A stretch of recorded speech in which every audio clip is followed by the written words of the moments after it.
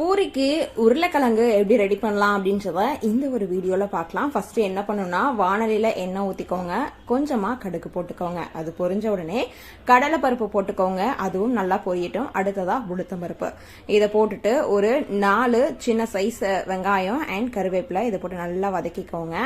இந்த மாதிரி பொன்னிறமா வதக்குற வரை வரணும். அடுத்ததா பச்சை மிளகாய் அண்ட் தக்காளி அதையும் போட்டுட்டு நல்லா ஃப்ரை பண்ணுங்க. இது வந்துட்டு கொஞ்சம் நல்லா வதக்கிறதுக்காக உப்பு ஆட் பண்ணிக்கலாம். ஆட் பண்ணிட்டு நல்லா ஃப்ரை பண்ணிக்கிட்டே இருங்க. மஞ்சள் தூள் லைட்டா போட்டுக்கோங்க. இங்க பாருங்க, இந்த மாதிரி ஒரு பதத்துக்கு வந்துருச்சு. இந்த மாதிரி வர வரைக்கும் நம்ம வந்துட்டு நல்லா பண்ணிட்டே இருக்கணும்.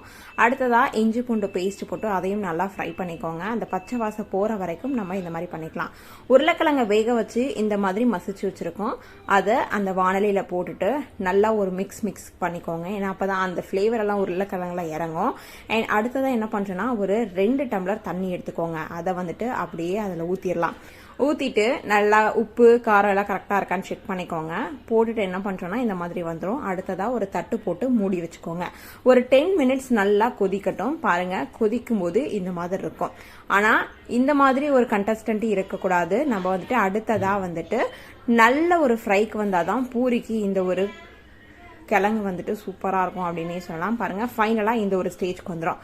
அடுத்ததா கொத்தமல்லி போட்டுட்டு இந்த மாதிரி நல்லா கிளறிட்டோம் அப்படின்னா பூரிக்கு சுவையான உருளைக்கிழங்கு ரெடி ஆயிடும். இதை நம்ம சூப்பரா வச்சு சாப்பிடலாம். சின்ன பசங்களுக்கும் ரொம்பவே பிடிக்கும் அப்படின்னு சொல்லலாம்.